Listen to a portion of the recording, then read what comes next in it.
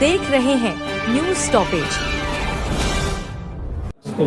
झारखंड राज्य की राजधानी रांची के इस प्रेस हॉल में उपस्थित देश के लोकतंत्र के चौथे स्तंभ तमाम मीडिया कर्मीगण, हमारे भाईगण, हमारी बहनीगण, आप सबों का अभिनंदन, स्वागत है। और आज के कॉन्फ्रेंस के माध्यम से, चूंकि कल से हमारा विधानसभा का सत्र आगाज होने वाला है, हमारे देश का लोकसभा का संसद का सत्र आगाज हो चुका है, तो ये हम लोग संदेश सबसे पहले देना चाहेंगे कि जैसा कि आज चूंकि ये शायद हमें लगता है कि अंतिम महत्वपूर्ण सत्र होगा, चूंकि इसके बाद चुनावी रंग में हमारा राज्य रंग जाएगा, तो इस राज्य की जिन उम्मीदों के साथ ये सरकार चुनने का काम की थी, जो उम्मीदें इन्होंने जगाकर हमारे वोटों को लेने का काम किया था, और हम लोगों ने एक बड़ी आशा और उम्मीद के साथ वर्तमान की सरकार को चुनने का काम किया था, क्योंकि उनके पास ये अंतिम अवसर है। अतः आज के आपके माध्यम से, क्योंकि हम लोग बचपन में एक स्कूल की दीवार में एक लाइन पढ़े थे, literature is the mirror of society, लेकिन मैं आज गर्व से का साथ कहना चाहूंगा कि उसमें मैं एक लाइन ऐड करना चाहूंगा कि media is also mirror of society. अगर मीडिया अपना काम सही से करे, मीडिया अपना काम निष्पक्ष होकर करे, तो शायद मीडिया भी कहीं ना कहीं सोसाइटी में, जिस प्रकार हम लोग पढ़ते आए थे लिटरेचर के बारे में कि लिटरेचर मिरर होता है, मीडिया भी मिरर का कार्य करती है। तो आज मीडिया के माध्यम से, मीडिया को माध्यम बनाते हुए राज्य की सरकार को विधानसभा सत्र के ठीक पहले मैं ये संदेश देना चाहूंगा कि कृपया करके आप जिन मुद्दों के साथ आए थे, सबसे पहले उन मुद्दों पे आप ध्यान दें। आपके जो मुद्दे थे, जो कि अभी देख सकते हैं कि आप कुछ दिनों से लगातार सोशल मीडिया में एक मैंने तस्वीर लगातार वायरल हो रही है, जिसमें आपके जेपीएससी के विभाग नगर निगम का जो वैकेंसी है, जिसमें मैक्सिमम जो है बाहर के राज्यों को लिया गया है। वो चिट्ठी देखें आदरणीय मोदी जी, आप मेरा कहना यही है कि आखिर ये राज्य बना क्यों है। आज अगर हम विगत 2 वर्षों की बात करें तो सहिया लोग धरने पर बैठे हैं, पारा शिक्षक धरने पर बैठ के लाठियां खा रहे हैं, सहायक पुलिसकर्मी धरने पर बैठे हैं, रैयत माइंस के एरिया में कोलियरी में धरने पर बैठे हैं। तो इस राज्य के जो नीति नियम बने हैं, आखिर वो किनके लिए बने हैं? जब ये नीति नियम हमें लाभ ही नहीं मिल रहे हैं, तो इसीलिए सबसे पहले नीति नियम की बात होनी चाहिए। और इस राज्य की जनता को भी आह्वान देना चाहेंगे कि आगामी विधानसभा के चुनाव में जो इनके नीति नियम की बात ना करे, ऐसे लोगों को चुनने की आवश्यकता ना करे। आज देखिए ये सोशल मीडिया में काफी वायरल हो रहा है, हालांकि जो 60-40 कहते हैं, हमें लगता है 60-40 को फॉलो किया गया है। और भारत के कॉन्स्टिट्यूशन भी कहता है कि आप ओपन रखना होगा, कि कुछ लोग आप पूरे देश से आमंत्रित होंगे। लेकिन मेरा कहना है कि जो सरकार है, उन्हें एक वैकल्पिक मार्ग तैयार करना होगा कि ओपन कैटेगरी में भी मैक्सिमम झारखंड के लोग आए। आपको ये मापदंड तय करने होंगे और इस पर कहीं रोक नहीं है। उदाहरण के लिए कुछ वर्ष पहले हमारे कुछ साथी अरुणाचल प्रदेश में एक बैंक का फॉर्म भरे थे, लेकिन उस बैंक में ये शर्त थी कि आपको उसका डॉक्यूमेंट जमा करने के लिए ऑफलाइन जाना होगा अरुणाचल प्रदेश। ना आप अरुणाचल प्रदेश जा सकते हैं, ना उस बैंक की फॉर्म को भर सकते हैं। तो ठीक उसी प्रकार हमारी सरकार जो भी चुनकर आती है, उनको इस बात को तय करना होगा कि आप किस प्रकार से एक रास्ता तैयार करते हैं कि यहाँ के नौजवानों को बेहतर अवसर मिले। हम आज 2 चिट्ठी लेकर आए हैं, क्योंकि आज इस राज्य को जानना होगा इन 2 चिट्ठियों का अर्थ को। एक चिट्ठी है, इस चिट्ठी को भी हम पढ़ते हैं। ये चिट्ठी आपका नगर विकास एवं आवास विभाग, जो कि आपका जेपीएससी है, इसमें जिनको नौकरियां दी गई हैं उनका नाम है अन्वेषा अदिति, वसुधा शर्मा, पल्लवी तिवारी, और ये झारखंड की हैं, राहुल गांगुली। ये कोई हरियाणा के हैं, कोई राजस्थान के हैं, कोई गुजरात के हैं, कोई महाराष्ट्र के। और एक चिट्ठी हम लेके आए हैं, क्योंकि इस चिट्ठी को राज्य को देखना होगा। और एक चिट्ठी है, इस चिट्ठी में नाम है मूर्ति देवी बिशुनगढ़ मुंबई। इस चिट्ठी में अगला नाम है कपिल देव महतो, रोहित साव, गोविंद मरांडी, ललित महतो, जीवन लाल साव। ये पिछले 6 महीना के हमारे प्रवासी मजदूरों की डेड बॉडी जो झारखंड आई। एक चिट्ठी हमारी साथ में है। ये चिट्ठी जिनमें 28 लोगों का नाम है, जिनमें 18 लोग हमारी नौकरियों को लूट के लेके जा रहे हैं और सरकार तमाशा देख रही है, बेचने का काम कर रही है। और इसी चिट्ठी में 16 लोगों का नाम है। ये प्रवासी मजदूरों की मौत का लिस्ट है। ये इसलिए झारखंड राज्य नहीं बना था। ये पीड़ादायक, हमें आप बार बार बाहरी भीतरी की बात करते हैं, ऐसी पीड़ादायक तस्वीर किसी राज्य की नहीं है। ये सिर्फ पिछले 2 महीनों की लिस्ट है। मैं तारीख पढ़ूंगा, 23 तारीख 7वां महीना 2024, 23 तारीख 7वां महीना 2024, 12 तारीख 7वां महीना 2024, 13 तारीख 7वां महीना 2024, 15 तारीख 7वां महीना 2024। तो हम मरने के लिए झारखंड पैदा नहीं हुए हैं। 40% खनिज संपदा हम लोग, हमारी जमीन से निकल कर जाता है, हम प्रवासी मजदूर बन के जाते हैं। हमारी लाश कहां से आती है? मुंबई से, मुंबई से, मुंबई से। कर्नाटक, गुजरात, मुंबई, केरल, हैदराबाद, पुणे, मुंबई, मुंबई, मलेशिया, गुजरात, तमिलनाडु, चेन्नई, हैदराबाद। ये चेन्नई और हैदराबाद की डेड बॉडी अभी घर नहीं पहुंची है। 4 दिन हो चुके हैं, 4 दिन हो चुके हैं। ये चेन्नई और हैदराबाद की डेड बॉडी अभी तक घर नहीं पहुंची है। मैं आपके प्रेस कॉन्फ्रेंस को कहते कहते मेरे कंठ सूख रहे हैं, मैं भावुक हो रहा हूं। इस दिन के लिए शहीद निर्मल महतो ने कलेजे में गोली नहीं खाई थी। इन लोगों के लिए कलेजे में गोली नहीं खाई थी। इनसे हमारी कोई आपत्ति नहीं है, जो जिनका नाम इस लिस्ट में है। हमें आपत्ति सरकार से है। हमने इस लिस्ट के लिए, इस चिट्ठी के लिए हमने सरकार नहीं बनाया था। हमने इस लिस्ट के लिए झारखंड अलग नहीं किया था। हमने इसे रोकने के लिए झारखंड राज्य अलग किया था। ये 16 डेड बॉडी, ये कुछ ही महीनों का रिकॉर्ड कार्ड है। अगर हम आगे बढ़ेंगे तो और दर्दनाक तस्वीर सामने आएगी। पहले सरकार देख रहे हैं कहां कल्पना मैडम जाके प्रवासी मजदूर वापसी आए हैं, उनको लेकर जश्न मना रही है। अरे वो तो जिंदा हैं, जो लोग मर गए हैं इनकी डेड बॉडी पहले वापस कीजिए।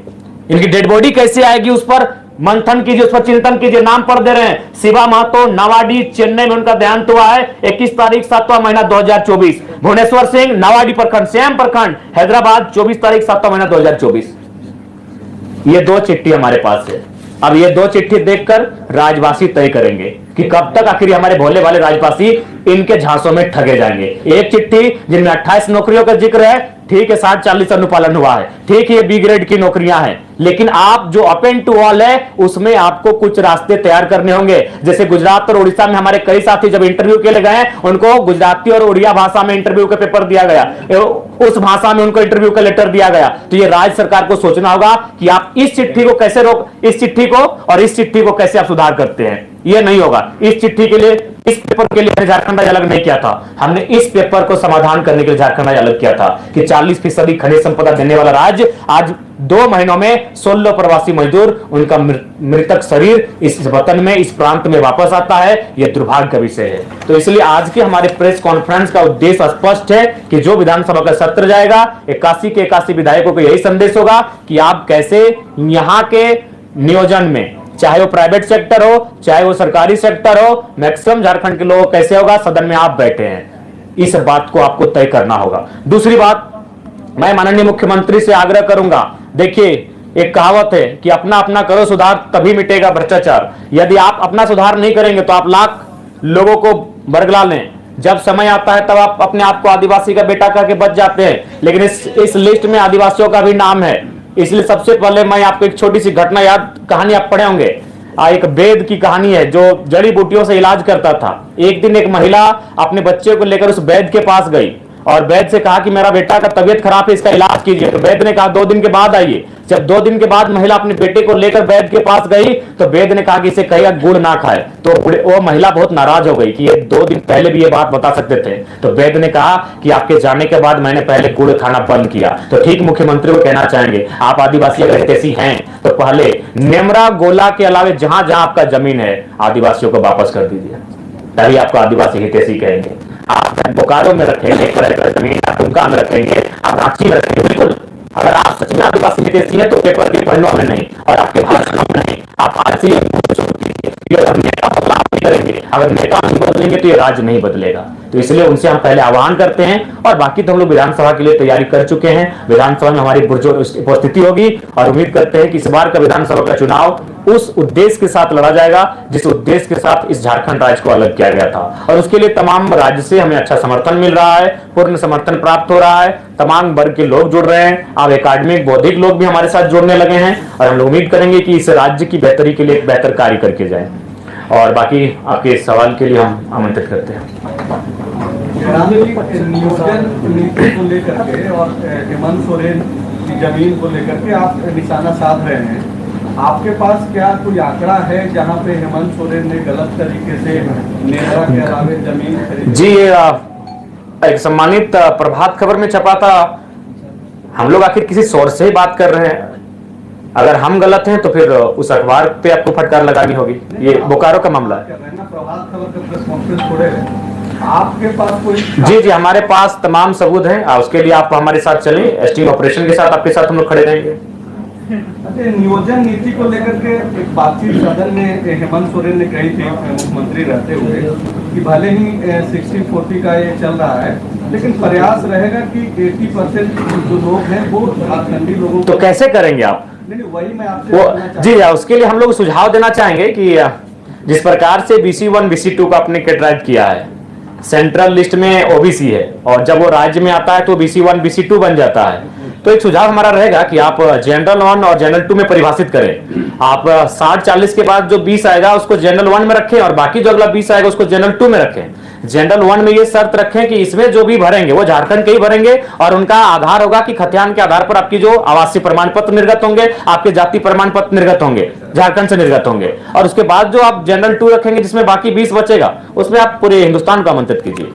एक बात ये बताइए कि आप आंदोलनकारी को है नहीं, नेता है, चुनाव लड़ने जा रहे हैं जी। ये जो कुछ नाम जो सार्वजनिक कर रहे हैं जिनको नौकरी मिली है जो बाहर के हैं, सुरक्षा का मसला आता है क्योंकि स्थानीयता यहाँ का बहुत बड़ा मुद्दा है, गंभीर मुद्दा है, सेंसिटिव इशू है। जी, झारखंड के लोग बहुत सरल होते हैं। मैं उदाहरण दे रहा था, मैंने कहा कि उनसे हमारी कोई बैर नहीं है, हमें उस सिस्टम से आपत्ति है कि आप हमारी बॉडियां प्रदेशों से वापस आएंगी और हमारे हिस्से की नौकरियों का किसी और को बांटेंगे, इससे हमें आपत्ति है।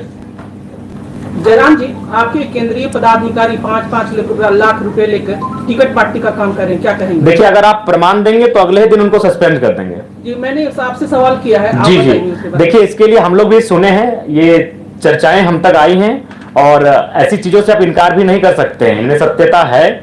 हम लोग भी इस पर लगातार इंटरनली जांच कर रहे हैं। अगर ऐसे लोग सामने आएंगे और अगर प्रमाण हो जाएगा तो उनको हम लोग अपने संगठन से बाहर करेंगे।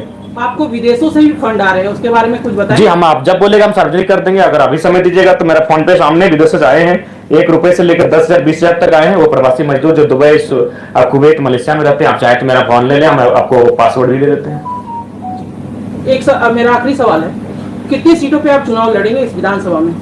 देखिए, हम लोग मैक्सिमम सीटों पे चुनाव लड़ेंगे। पिछले बार हम लोग कहते 55, लेकिन जब हम लोग पलामू प्रमंडल का दौरा किए तो वहां भी 2-3 सीटें ऐसे दिखी जहां हम लोग को आसार दिखे। तो लिहाजा हम लोग की जैसे जैसे समय बीतेगा हमारी सीटों की संख्या बढ़ेगी। क्या बीजेपी ने 7 से 8 सीटें आपको ऑफर की हैं? देखिए, आप 2 विधायकों को मंत्री बनाने का ऑफर। देखिए, सबसे पहली बात, हमने तो ये नहीं कहा था बीजेपी, हमने तो अपने भाषण में स्पष्ट कहा था कि हाँ ये सत्य है। ये तो हमने कई बार कहा है कि हाँ ऑफर था, लोकसभा में भी था। लेकिन संगठन महामंत्री जो है वो सिर्फ जो है वो भाजपा में है। अच्छा ठीक है, हम इस बार महासचिव, संगठन महामंत्री ऑब्लिक महासचिव, संगठन महामंत्री का जिक्र किया। देखिए हम लोग भी मनुष्य हैं, आप भी मनुष्य हैं, कुछ शब्दों में त्रुटियां हो जाती हैं। जैसे अभी बातों ही बातों में हमारे आदरणीय बड़े भाई ने सजेस्ट किया कि हमें उनका अगली बार से हम कोशिश करेंगे राज्य के बारे में बताएंगे, उनके नाम को हम गोपनीय रखेंगे। हम लोग चलते चलते सीख लेते हैं, तो लिहाजा महामंत्री ऑब्लिक महासचिव। अच्छा, सीधा जवाब आप दीजिए कि बीजेपी के किसी नेता से आप संपर्क में हैं? नहीं, संपर्क में नहीं है, हम संपर्क में नहीं है। वे लोग हमसे संपर्क में थे और फिलहाल कुछ दिनों से कटे हैं। मतलब वाया किसी के संपर्क में थे या डायरेक्ट आपसे बातचीत? नहीं, वाया संपर्क में थे, डायरेक्ट पॉसिबल नहीं है। नहीं नहीं, सरयू जी से हमारी कोई बात नहीं हुई, ना कोई बात, चुनाव में कोई डील नहीं होगी। नहीं, बिल्कुल भी नहीं होगी।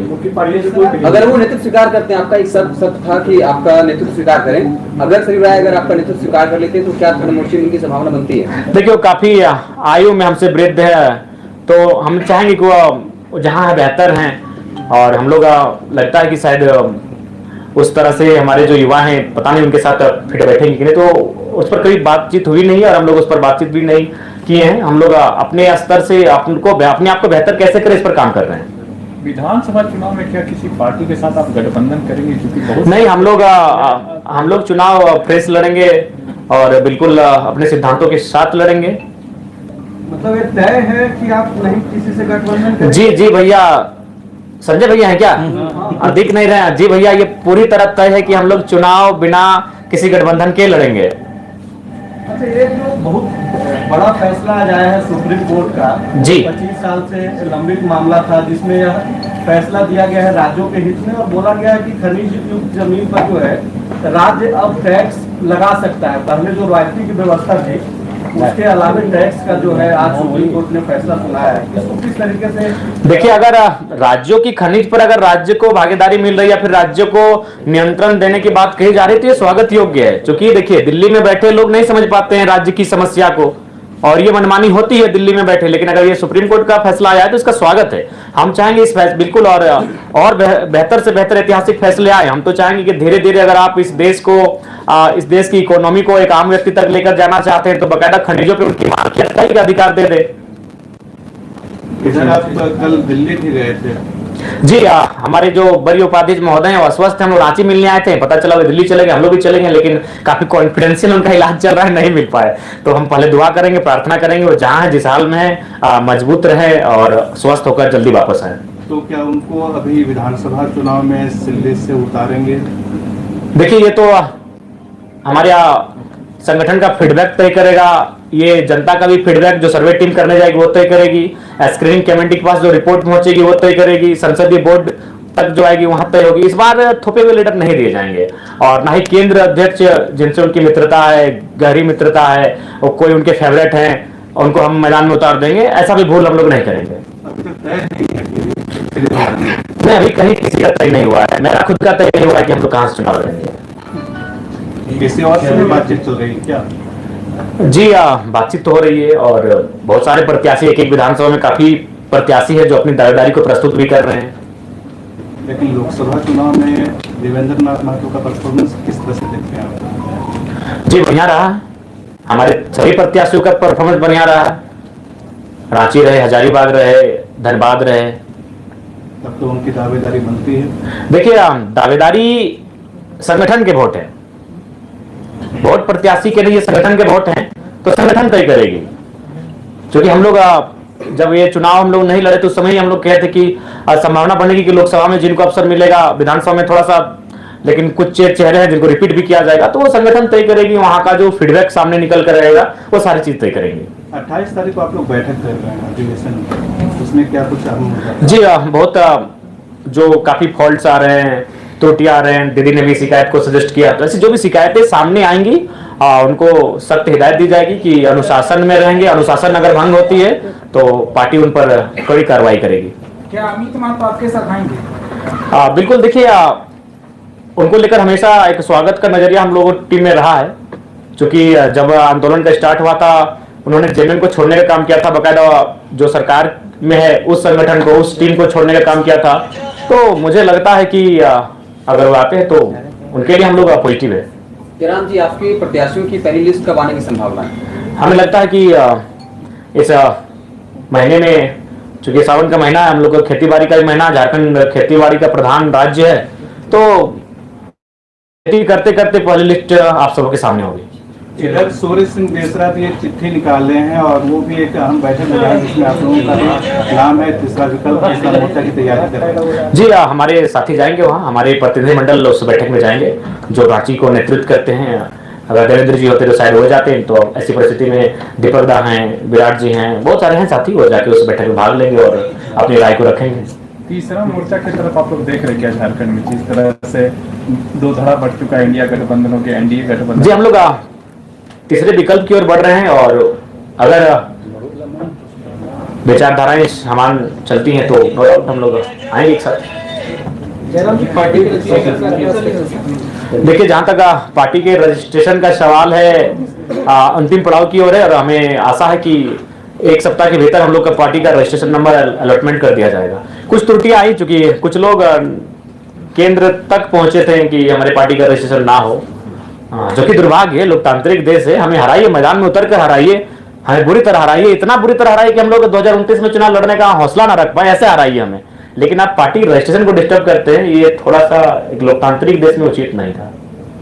संसद में बजट पास हुआ है, झारखंड को जो कुछ मिला है क्या आप उससे संतुष्ट हैं? नहीं, बिल्कुल संतुष्ट नहीं है। झारखंड को जो मिला है बहुत सारी खामियां हैं और हम लोग संसद की जब आपने बात कही है तो हम जितने भी हमारे 14 नवनिर्वाचित सांसद चुन के गए हैं उनसे भी हमारा संदेश होगा कि जो झारखंड को एक विशेष राज्य दिलाने के लिए अपनी आवाज को बुलंद करें और विशेषकर जो झारखंड के जमीन संबंधित कानूने हैं उनको लेकर अपनी आवाज को बुलंद करें।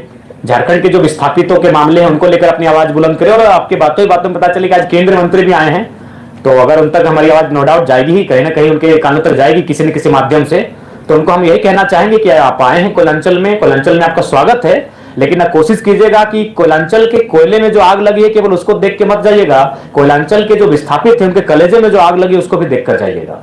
और सांसदों से आग्रह होगा विशेषकर जमीन कानूनों को, क्योंकि मैं 2 सालों से लगातार मैं कह रहा हूं, आज अगर मेरे घर में सबसे ज्यादा शिकायतें कहीं से आई है तो जमीन संबंधित आई है। जमीन संबंधित इसलिए आई है क्योंकि ये बिल गेट्स ने दुनिया को बताया है कि आज के डेट में सबसे बड़ी संपत्ति कुछ है तो वह जमीन है।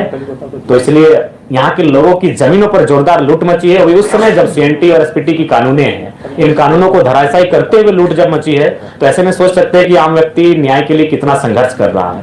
तो इसलिए मेरा मानना है कि इस राज्य को एक विशेष राज्य का दर्जा दे, इस बात की आवाज उठाई जाए, इस राज्य को संरक्षण मिले, इस बात की आवाज उठाई जाए। और आवश्यकता है, नहीं तो आज देख सकते हैं असुरी जनजाति समापन की ओर है, बिरहोरी समुदाय अपने बहुत मतलब समापन की ओर जा रहे हैं, बहुत सारे ऐसे समुदाय हैं जो लगभग नग्न हो रहे हैं। तो इसको अगर बचाना है, संरक्षण देना है, तो मुझे लगता है इस विषय पर पहल करनी चाहिए। जनाब जी, आप झारखंड बदलाव की बात करते हैं और जब झारखंड रांची राजधानी में आंदोलन का शुरुआत होता है, जब आप दूरी बताकर इसको जवाब देते हैं। देखिए, सबसे पहली बात, अच्छा एक बात बताइए, हम ऐसा थोड़ी है कि कहीं हम लोग पिकनिक स्पॉट पे बैठे हैं।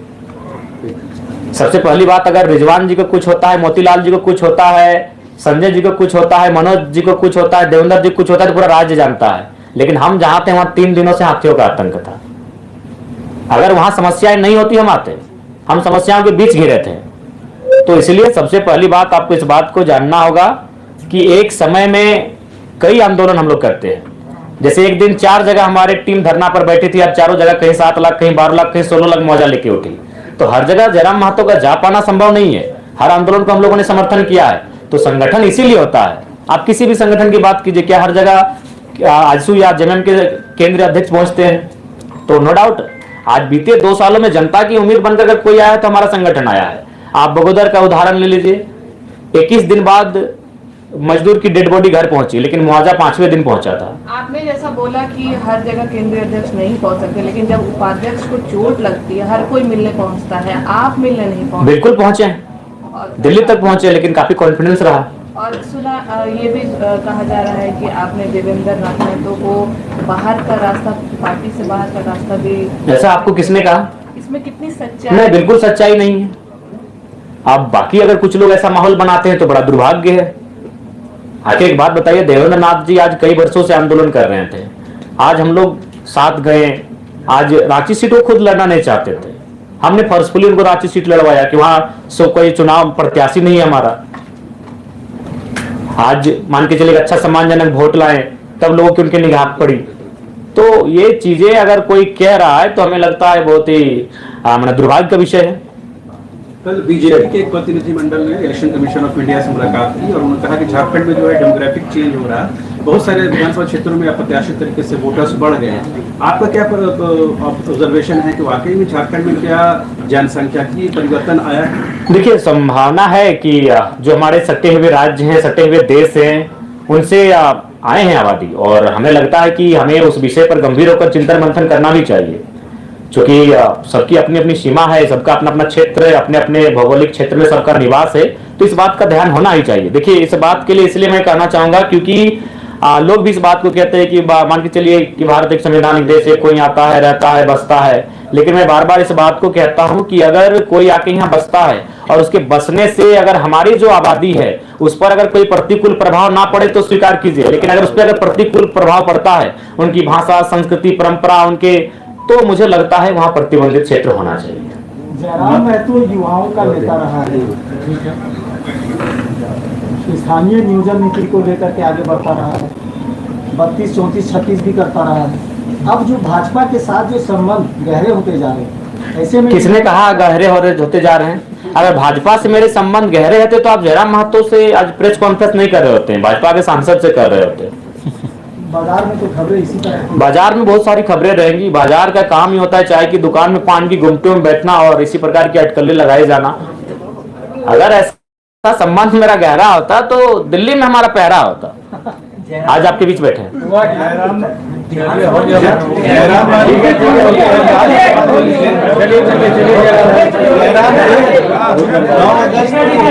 अगस्त को विश्व आदिवासी दिवस मनाया जाता है और आप हमेशा से शामिल करने के कर रहे हैं। तो विश्व आदिवासी दिवस को लेकर क्या तैयारी आप कर रहे हैं? बिल्कुल, हमारा संगठन चूंकि एक नया फलता फूलता संगठन है, नो डाउट हमारे संगठन में उसकी तैयारी है। बकायदा इस बार जो हमारा कार्यक्रम होगा वो कोल्हान प्रमंडल में होगा आदिवासी दिवस का। उस दिन हमारा एक बेहतरीन कार्यक्रम होगा, सभा भी होगा, तो उसकी तैयारी है। एक सवाल यहाँ जयराम जी, ये विधानसभा चुनाव मोड में आ चुके हैं, आप लोग भी चुनावी मैदान में उतर रहे हैं। कुर्मियों का वर्षों से एक मांग रहा है कि उसे आदिवासी में शामिल किया जाए, इस डिमांड पर आपकी क्या राय है? देखिए, मैंने स्पष्ट कहा है कि सबसे पहले अगर आप कुर्मियों की मांग को समझना है तो इतिहास को समझना होगा। आज अगर सबसे पहली बात है कि आज दुर्भाग्य का विषय है कि कुर्मी और एसटी इसको वर्सेस बना दिया जाता है, जबकि आप सभी जानते हैं कि अगर इस राज्य को अलग करने में पहला अगर दो कौम किसी का नाम आता है तो कुर्मी और एसटी का आता है। निर्मल महतो की वो गोली, उसकी आवाज, उसकी गूंज, उनके शरीर से बहता हुआ खून धरती पर टपकने के बाद वो सुगंध आज तक शांत नहीं हुई है, जिस शख्स के कारण ये झारखंड राज्य अलग हुआ, आजाद हुआ। तो आज ये भ्रम की स्थिति यह कहकर बता दी जाती है कि रिजर्वेशन। सबसे पहली बात आपको जानना होगा, मैं आपको एकदम प्रैक्टिकली और लॉजिकली कहता हूँ। 1907 में टाटा की स्थापना होती है, बहुत भारी संख्या में जमीनों का अधिग्रहण होता है। उस जमीन अधिग्रहण में मैक्सिमम जमीनें कुर्मियों की होती है। उसके बाद अंग्रेज जैसे भी थे, अच्छे थे बुरे थे जो कहिए, लेकिन कुछ उनमें था बेहतर गुण। उन्होंने देखा कि अगर ऐसा चलता रहा तो ये गरीब भोले भाले लोगों की जमीन लोग लूट लेंगे। फिर वो 1908 में सीएनटी को प्रभावी रूप से लागू कर देते हैं और उसके बाद 1950 तक कुर्मियों की जमीन कोई नहीं लेता है। 1908 में जैसे सीएनटी लागू होता है, 1907 में एकदम बड़ी बेरहमी से टाटा जमीन लेती है। 1908 में सीएनटी लागू होता है, 1950 तक कोई नहीं लेता है। लेकिन फिर यही बात खलने लगती है उद्योगपतियों की कि अगर किसी का जमीन आपको लेना है तो उसको शेड्यूल से हटाना होगा, उसको नॉन शेड्यूल करना होगा, अनशेड्यूल करना होगा, तभी जमीन लेने में सुविधा होगी। और 1950 में शायद दिसंबर का महीना या सितंबर का महीना उन्हें विदाउट नोटिफिकेशन के जैसे ही बाहर किया जाता है, 1951 में लगभग 50 कुर्मी गांव स्थापित कर दिए जाते हैं एक झटके में। नाम होता है सिंदरी, जिसको आज हर्ल के नाम से आप जानते हैं। दौर शुरू हो जाता है, दौर का नाम आप बोकारो पहुंच जाते हैं, उस दौर में आप चांडिल डैम पहुंच जाते हैं, उस दौर में आप कोणार्क डैम पहुंच जाते हैं, उस दौर में आप तमाम कोलियरी पहुंच जाते हैं। और आज भी अगर आप विस्थापन को जानना चाहते हैं तो आप बिना कुर्मी को जाने विस्थापन को नहीं जान सकते हैं। 1907, 1908, 1950 नोटिफिकेशन आउट होना, 1951 से सिंदरी प्लांट से ही तमाम एचईसी के भी अध्ययन कीजिएगा, कुर्मियों की जमीनें बहुत मात्रा में मिलेंगी। यानी एक बहुत बड़ी साजिश थी इनको शेड्यूल से हटाने की। अब देखिए, विवाद ये होता है कि ये कौम अगर यहाँ एंट्री करती है तो इससे आदिवासी जो कौम अभी यहाँ है, अच्छा उसके बाद लोग तर्क देते हैं पहले 32 थे अब 36 हो गए, बाकी जो 4 हैं किन्हीं ने अपोज नहीं किया, लेकिन इनको लगता है कि नहीं ये थोड़ा सा आबादी में ज्यादा है। तो मैंने बार बार कहा कि एक रास्ता तैयार कीजिए। भारत एक ऐसा देश है जहां पशु पक्षियों का अधिकार है। आज जंगली हाथी लगातार 10 घरों का हमारा रोज तोड़ रहे हैं, लेकिन फिर भी हम उनको कुछ नहीं कर सकते क्योंकि भारत का संविधान कहता है, भारतीय संविधान आर्टिकल 48 स्पष्ट कहता है वन्य जीव संरक्षण। तो जिस देश में जीव जंतुओं को जीने का अधिकार है, अगर ये कुर्मी कौम जो आज धराशायी होने को, आज जिसने इस झारखंड को बनाने के लिए अपना सर्वस्व दे दिया, आज अगर वो एक अपनी पहचान मांग रहा है तो एक विकल्प का रास्ता तैयार कीजिए कि विवाद ना हो। इसीलिए मैंने जोर दिया कि 2016 से पहले ईडब्ल्यूएस नहीं था, एक नया कॉलम आया, देश ने स्वीकार किया, आप एक नया कॉलम लेकर आए, फार्मिंग ट्राइब्स, एग्रीकल्चर ट्राइब्स, कुछ भी नाम दीजिए, और एक नए कॉलम के साथ एक नया सुरक्षा उनको दीजिए, क्योंकि वो कौम खेतीहर है। आज झारखंड में पहली आबादी आदिवासियों की, दूसरी कुर्मियों की, फिर अल्पसंख्यकों की आती है। क्या आपको एक भी टॉप बिजनेसमैन का नाम है यार कुर्मियों का? थोड़ा सा ह्यूमैनिटी की बात कीजिए, छोड़ दीजिए इस विवाद से, थोड़ा बाहर आते हैं, मानवता के नाते थोड़ा कुर्मियों की बात कर लीजिए। एक भी बिजनेसमैन को आप जानते हैं? रांची के एचईसी कुर्मियों की जमीन में, हिंडाल्को कुर्मियों की जमीन में, घाटो कुर्मियों की जमीन में, तमाम जो केदला, मोरपा, जो मांडू और रामगढ़ का कोलियरी, सब कुर्मियों की जमीन में, क्या एक भी आप टॉप मोस्ट बिजनेस टाइकून को जानते हैं? नहीं जानते, क्योंकि उसका संबंध खेती से रहा है। तो वो अपने खेत को मांग रहा है, उनके खेत को दे दीजिए, कोई विवाद नहीं होगा। वो अपने खेतों का संरक्षण मांग रहा है। और एक बात में आप बताइए, ये तब आप इस माहौल को तोल देते हैं जब हमारा कौम डोमिनेटिंग होता। आबादी में हम दूसरे नंबर पर हैं, कल की बात करेंगे तो पहले नंबर पर हैं। उसके बाद भी हमने एक भी हमारा व्यवहार बताइए डोमिनेटिंग का, जबकि हमारे साथ तो साजिशें आज भी हो रही हैं। उदाहरण के लिए इंद्रजीत महतो, उदाहरण के लिए जगन्नाथ महतो, इस कोरोना काल में 2 ही नेता डैमेज में, दोनों कुर्मियों के बेटे क्यों भैया? क्या कभी मीडिया ने सवाल किया? क्या आपने कभी चिंतन किया? कसम खा के बोल रहे इसके पीछे भी रीजन यही है कि कुर्मी के बेटे थे। हम तो साजिशों के शिकार आज भी हो रहे हैं। इसलिए आपसे हम पूरे राज्य से भी अनुभव करेंगे कि ये जो जिस दृष्टि से आज हमें देखा जाता है उस दृष्टि से ना देखें। हम साजिशों के शिकार आज होते हैं। जगन्नाथ बाबू तो नहीं रहे, उनकी आत्मा को शांति मिले, इंद्रजीत बाबू स्वस्थ होकर वापस आए, हम ये प्रार्थना करते हैं। और किस पर लगा रहे हैं? बहुत बड़ा आरोप। ये नहीं, आरोप हम किसी पे नहीं लगा, नहीं, साजिश है। किसने साजिश? साजिश है।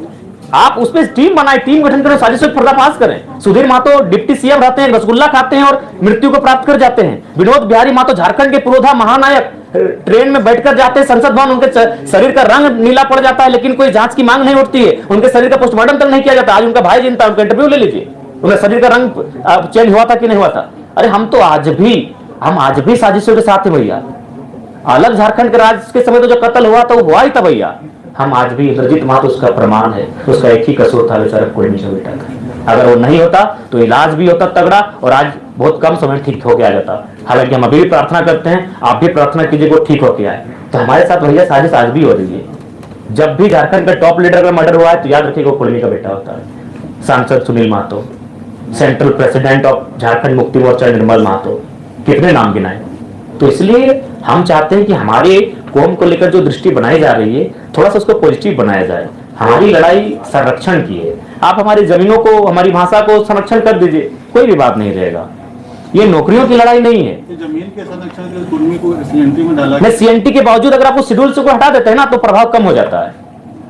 सीएनटी तो है, आदि छवि रंजन जैसे आईएएस पूरा लूट के चले जाते हैं। सीएनटी के साथ अगर शेड्यूल में होते तो आसानी नहीं होता जमीन अधिग्रहण करने का। क्योंकि हम पिपरवार गए थे, वहां के जो पदाधिकारी उनसे बात हुई कि अब 12 गंजू परिवार का जमीन आता है, 12 को जॉब देना हो, क्योंकि इनका अलग ही कानून है। गंजू थे कि भोगता याद नहीं आ रहा है, और जतरा वाले, टाना भगत वाले 12 आते हैं, 12 को जॉब देना होगा। क्योंकि शेड्यूल जो होता है उनका जमीन लेने में थोड़ा सा असुविधा होता है, आसानी से जमीन का हस्तांतरण नहीं होता है। तो इसीलिए 1950 में उनको साइड किया गया। एकदम लॉजिक प्रैक्टिकल, ज्यादा कोई विवाद मत कीजिए, एकदम सीधा। 1907 में टाटा का स्थापना होना, भारी संख्या में जमीन, भारी संख्या के 15,000 एकड़, और काम कर रही है मात्र 3,000 एकड़ में। 1908 में सीएनटी का लगना, 1950 तक जमीनों का ना लिया जाना, 1950 में इसको शेड्यूल से हटाया जाना और 1951 में सेंद्रीय कारखाना तैयार हो जाना। बस सिलसिला शुरू। 1958 में, 1964 में, 1972 में, 1986 में वो सिलसिला शुरू।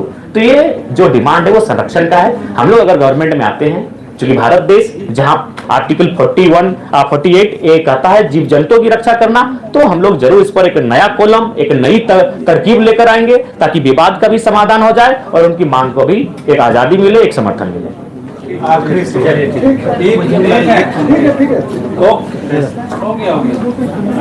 जी सर, यहाँ 1 बजे का समय था, 2 बजे के बाद। सर हम माफी चाहते हैं, एक्चुअली मौसम खराब था और सेहत भी खराब। चलिए धन्यवाद। सेहत भी खराब है। चलिए धन्यवाद।